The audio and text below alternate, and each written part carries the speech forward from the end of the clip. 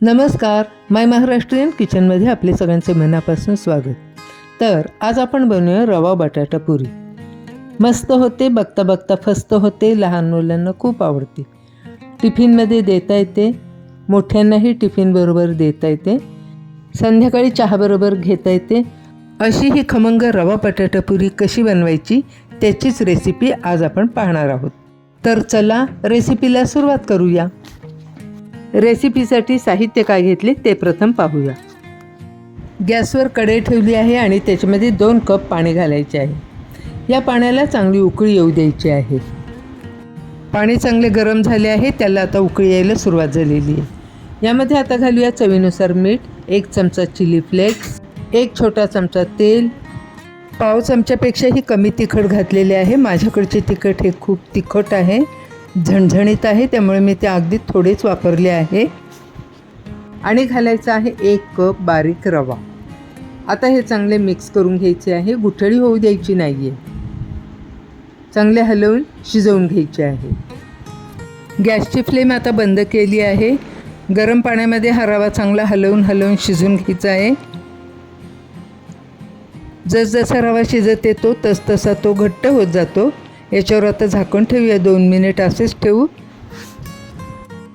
2 minute झाले आहेत. रवा आता अगदी घट्ट झाला आहे. हा रवा आता परातीत काढून घेऊ आणि थोडासा थंड होऊ देऊ.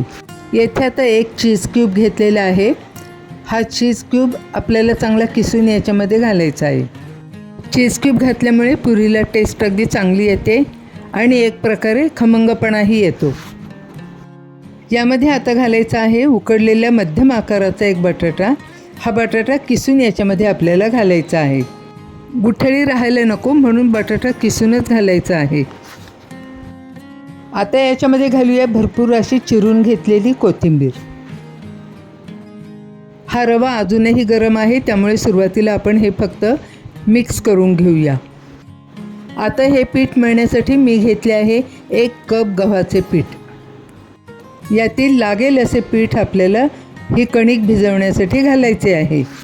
पाणी न घालता हे पीठ आता चांगले मळून घ्यायचे आहे. हे पीठ थोडेसे सैल वाटते आहे. 1 कप पिठातील उरलेले थोडेसे पीठ मी याच्यामध्ये घालणार आहे.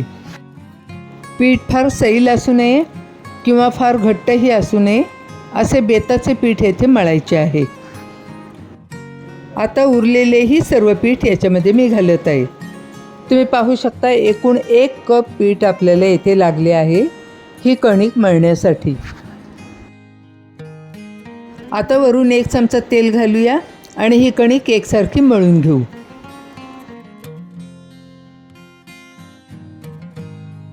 पुढची तयारी होईपर्यंत याच्यावर आता आपण झाकण ठेवू.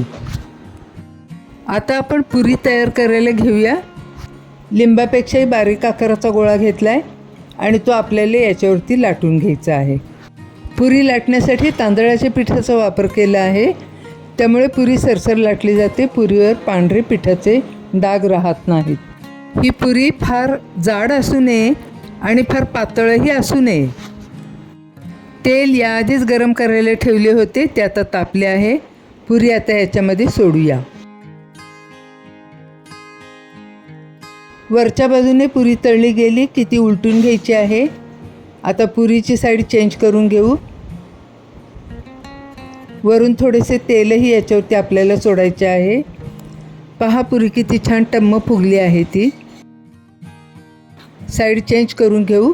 अशाच आता आपल्याला सगळ्या पुऱ्या तळून घ्यायच्या आहेत. थोडासा ब्राऊन कलर येईपर्यंत पुरी तळून झाली की पुरी तेलाबाहेर काढून घ्यायची आहे. आता ही पुरी तळून झाली आहे, ती बाहेर काढून घेऊया. तुम्ही पाहू शकता पुरीला कलर अतिशय छान आलेला आहे. ही पुरी चवीला अगदी सुंदर लागते, खुसखुशीत आणि खमंग होते. दुसरी ही पुरी तळून घेऊया. सर्व पुऱ्या अशाच पद्धतीने तयार होतात. रेसिपी जर तुम्हाला आवडली असेल तर तुम्ही सुद्धा नक्की करून पहा. ही पुरी तुम्ही कशाही बरोबर खाऊ शकता. बटाट्याची भाजी, टोमॅटो सॉस याच्याबरोबर खाऊ शकता. नुसतीसुद्धा खायला ही पुरी छान लागते. रेसिपी जर तुम्हाला आवडली असेल तर आपले नातेवाईक, मित्रमैत्रिणी यांना शेअर करा. सबस्क्राईब करताना शेजारचे बेल आयकॉन बटन प्रेस केले की माझी पुढची नवीन येणारी रेसिपी आपल्याला त्वरित समजेल. आता एक पुरी मी येथे कट करून दाखवते. पहा किती सुंदर झाली आहे ती, पटकन तुटते, छान होते. अगदी वृद्ध व्यक्तीसुद्धा अगदी छान पद्धतीने खाऊ शकतील. यासाठी बटाट्याची भाजी मी केली आहे पुरीबरोबर खाण्यासाठी. रेसिपी आवडली असेल तर लाईक करा, कॉमेंट्स करायलाही विसरू नका.